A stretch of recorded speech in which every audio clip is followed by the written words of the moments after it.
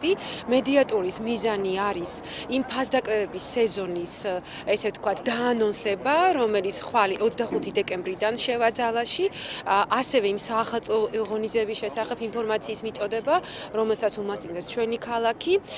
მედიატურის მიზანი არის შიდა ტურიზმის ხელშეწყობა, სტიმულირება და ასევე იმ ტურისტული პოტენციალის წარმოჩენა, რომელიც ზამთრის პერიოდში არის ჩვენს ქალაქში.